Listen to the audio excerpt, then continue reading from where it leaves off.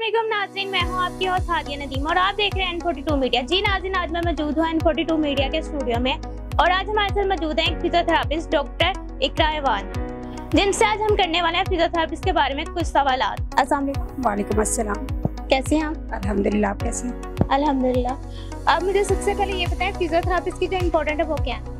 Physiotherapy की importance तो आजकल बहुत ज़्यादा है, लेकिन इसकी अवेयरनेस बहुत ही कम है। फिजियोथेरेपी में ये अगर देखें कि 6 महीने से लेकर 18 साल की एज में 30% फिजियो की ज़रूरत होती है। इसके अलावा अगर हम देखें कि 40 प्लस से लेकर 80 प्लस तक तो फिजियो की मस्ट ज़रूरत होती है। ठीक है, अगर जेनेटिक की तरफ मूव करें तो इसमें ये होता है कि हर पैदा होने वाले 10वें में से 7वें बच्चे को फिजियो की ज़रूरत होती है। ठीक है, अब डेली लाइफ रूटीन को डिस्कस कर लें। जैसे हमारे पास कोई ऑफिस गोइंग है या कोई ज़्यादा ऐसा पोस्चर रखा है जो प्रोलॉन्ग सिटिंग करता है, उसकी बैक पेन आ जाती है, तो उसमें हम ये कर सकते हैं कि वो बैक पेन के लिए ना तो वो किसी डॉक्टर के पास जाएगा, ना वो डॉक्टर क्या करेगा, सिर्फ उसकी सिम्टम को रिलीव कर देगा, यानी कि उसकी पेन को मैनेज कर देगा बाय मेडिसिन। ठीक है, और वो पेन इतनी सवेयर नहीं होगी कि हम उसे सर्जरी रेकमेंड कर दें। जो बीच का रास्ता है ना, वो फिजियो के पास जाएगा। फिजियोथेरेपिस्ट क्या करेगा, फिजियोथेरेपिस्ट उसको डील करेगा, उसकी कॉज को ख़त्म करेगा, जिसकी वजह से उसकी कॉज हुई थी, जिसकी वजह से बैक पेन हुआ था, जो उसका मसल टाइट हुआ था, मसल पुल होगा, उसको डील करेगा और उसकी कॉज को ख़त्म करेगा। जब कॉज ख़त्म हो जाएगी तो उसकी डेली लाइफ एक्टिविटीज़ भी इम्प्रूव हो जाएंगी। अच्छा, आप मुझे ये बताएंगे फिजियोथेरेपिस्ट के जो बेनिफिट होते हैं वो क्या होते हैं? फिजियोथेरेपिस्ट के तो बहुत ज़्यादा बेनिफिट्स होते हैं आजकल के दौर में। अब देखेंगे फिजियोथेरेपी वो फील्ड है जो एक पेशेंट को, एक चाइल्ड को चलना सिखाती है। ठीक हो गया। अब फिजियोथेरेपी की बेनिफिट ये है कि वो ADL है कि हमारी डेली लाइफ एक्टिविटीज़ को इम्प्रूव करती है, हमारे मूवमेंट्स की रिस्ट्रिक्शन को ख़त्म करती है। बहुत सारे ऐसे पेशेंट होते हैं जिनकी मूवमेंट्स में रिस्ट्रिक्शन आ रही होती है, तो उसको सारा कुछ इम्प्रूव करने के लिए उसकी फंक्शनल मोबिलिटी करवाती है। बाज़ ऐसे रिस्ट ड्रॉप की एग्जांपल ले लें, वो पेशेंट होता है ग्रैब्स नहीं कर रहा होता, कैचिंग नहीं कर रहा होता, ऐसा कर रहा होता, तो इसकी बहुत ज़्यादा बेनिफिट्स। अगर हम स्पोर्ट्स की तरफ चले जाएं तो स्पोर्ट्स में अगर किसी प्लेयर को इंजरी हो जाए ना, सबसे पहले एक फिजियो का काम होता है, वही जाके प्लेयर्स को डील करता है। उसके साथ अगर ACL, PCL, interior crucial ligament, posterior crucial ligament, इस तरह की इंजरी हो जाए तो उसकी रिकवरी विदाउट फिजियोथेरेपिस्ट इम्पॉसिबल है। अच्छा, हम फिजियोथेरेपी में किस तरह के पेशेंट को डील करते हैं? फिजियोथेरेपिस्ट में हम ऐसे पेशेंट को डील करते हैं जिसके अंदर फंक्शनल मोबिलिटी वगैरह और मूवमेंट्स में रिस्ट्रिक्शन होता है। सबसे पहले तो फिजियो में वो पेशेंट आते हैं जो अगला डॉक्टर रेफर, जैसे MBBS है या न्यूरोलॉजिस्ट है, वो आपके पास रेफर करेगा कि इसकी फिजियो होगी। जैसे हम सेरेब्रल पॉलिसी की एग्जांपल ले लें, स्पेशल चाइल्ड ले लें या फालिज का ले लें, तो वो पहले से रेफर होके आएगा। सबसे पहले जब फालिज होता है ना, पेशेंट डायरेक्ट तो नहीं आता ना, वो पहले जाता है किसी न्यूरोलॉजिस्ट के पास, किसी सर्जन के पास, तब वो रेफर करता है कि इसकी फिजियो होगी। ठीक है, तो फिजियो में अमूमन ऐसे होते हैं पेशेंट जिनके जॉइंट्स रिलेटेड इश्यूज बहुत ज़्यादा आ जाते हैं, जैसे फ्रोजन शोल्डर ले लें, बैक पेन ले लें, आर्थराइटिस ले लें या स्पोर्ट्स रिलेटेड इंजरीज ले लें, इस तरह के ज़्यादा पेशेंट आते हैं फिजियो में। न्यूरो रिलेटेड डिजीज़ कौन सी है जिनका इलाज सिर्फ फिजियो से होता है? न्यूरो रिलेटेड डिजीज़ बहुत सारी है जिनका इलाज सिर्फ फिजियो से होता है। बाज़ औक़ात ब्रेन पे कोई चोट वगैरह लग गया, कोई ट्रॉमा हो गया, उसका इलाज भी फिजियो से, क्योंकि अगर ट्रॉमा हो गया तो पेशेंट का हेमीप्लेजिया हो जाता है, पैरालाइज हो जाता है पेशेंट। अगर स्पाइनल कॉर्ड इंजरी हो जाएगी तब भी हम फिजियो करवाएंगे। स्पेशल चाइल्ड आ जाते हैं, सेरेब्रल पॉलिसी के चाइल्ड आ जाते हैं, इसमें हमारे पास स्ट्रोक के पेशेंट आ जाते हैं। नंबर ऑफ डिजीज़ है जिसका सिर्फ इलाज न्यूरो रिहैब एक बहुत बड़ा एक प्रोजेक्ट, मतलब न्यूरो रिहैब में सिर्फ न्यूरो के रिलेटेड ऐसे पेशेंट को डील किया जाता है जो बिल्कुल, जैसे स्पेशल चाइल्ड का देख लें, वो मेंटली बिल्कुल डिसेबल होते हैं, तो हम उनकी थेरापी उन्हीं के हिसाब से करते हैं, मतलब उनको फंक्शनल इम्प्रूव करते हैं, एटलीस्ट वो इंडिपेंडेंट हो जाए, किसी पे डिपेंडेंट ना रहें।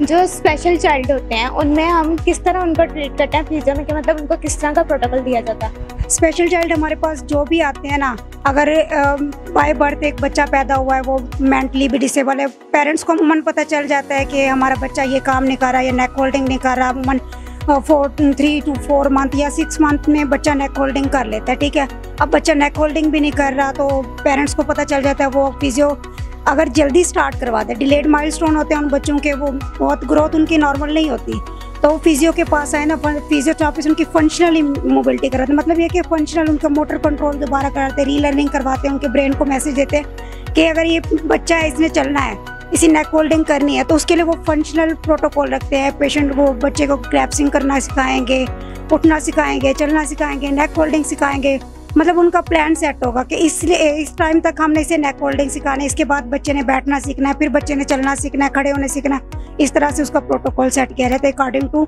पेशेंट। मतलब जिस तरह से पेशेंट को नीड होगी, साथ साथ उसके पेरेंट्स को भी काउंसलिंग की जाती है, क्योंकि ये बच्चे बहुत ज़्यादा टाइम लेते हैं।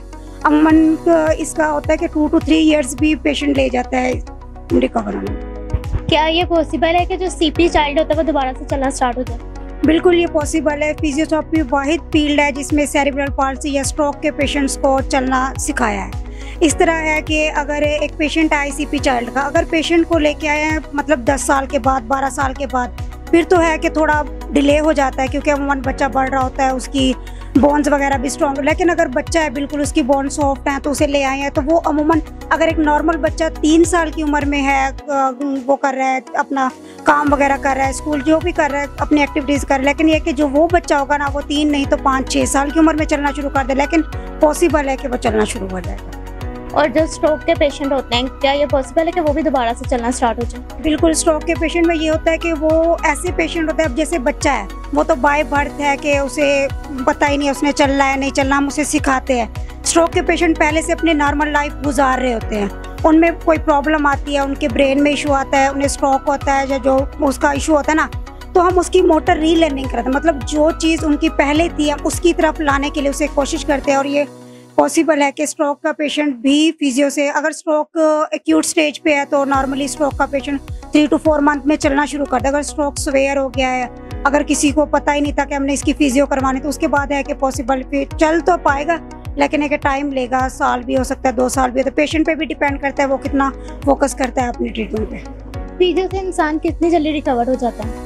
फिजियो की अकॉर्डिंग टू डिजीज होता है। अगर हमारे पास कोई फ्रोजन शोल्डर का पेशेंट आ जाए, ठीक है, अब हम उसकी मूवमेंट्स को देखते हैं, ठीक है। फ्रोजन शोल्डर में उमन जो मूवमेंट रिस्ट्रिक्शन आ जाती है कि पेशेंट हमारे पास बाजू को इस तरह से ऊपर नहीं कर सकता या पीछे को नहीं कर सकता, तो हम उसका एक्सरसाइज प्लान करते हैं। सबसे पहले हम पेशेंट को कंप्लेन होती है कि पेन की, साफ ज़ाहिर अगर पेन ना मैनेज करे अगले दिन वो हमारे पास ही नहीं आएगा, हमारी तो पेन ठीक रही हो, हम इसके पास क्या करने जाएँ, ठीक है।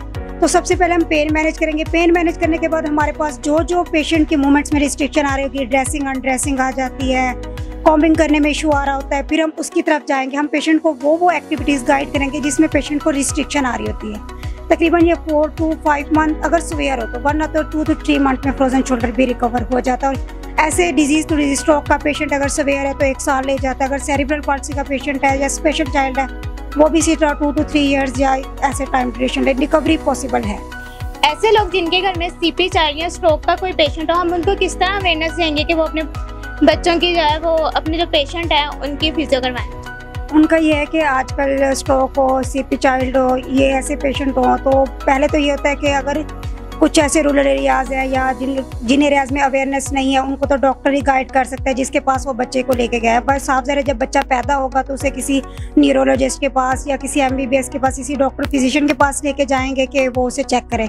अगर वो नहीं कहेगा कि आपका बच्चा स्पेशल चाइल्ड है या उसे सेरिब्रल पाल्सी है या उसे CP का कोई इस तरह का इशू है, वो उसे रेकमेंड करेगा कि फिजियो करवाएं, क्योंकि अदरवाइज उनको तो नहीं पता होगा, वो नहीं जानते होंगे कि इस एरिया में कोई फिजियो नाम का भी डॉक्टर है, ठीक है।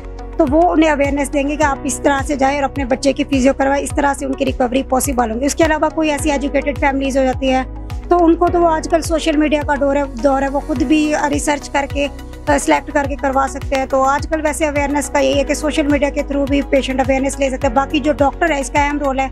अगर एक पेशेंट को स्ट्रोक हुआ है वो सबसे पहले न्यूरोलॉजिस्ट के पास जाएगा, उसे चेकअप करवाएगा, देन वो मेडिकेशन तो खाएगा, लेगा मेडिकेशन, उसके साथ साथ उसे फिजियो भी रेकमेंड की जाएगी, उसे रेफर किया जाएगा फिजियो का। अगर वो डॉक्टर रेकमेंड नहीं करता तो वो उसी न्यूरोलॉजिस्ट की, उसी सर्जन की गलती है। थैंक यू सो मच, आप N42 मीडिया के दफ्तर में आए और लोगों को फिजियो के बारे में आपने इन्फॉर्मेशन दी। वेलकम, जज़ाकल्लाह। आप लोगों का भी शुक्रिया कि आपने मुझे इन्वाइट किया।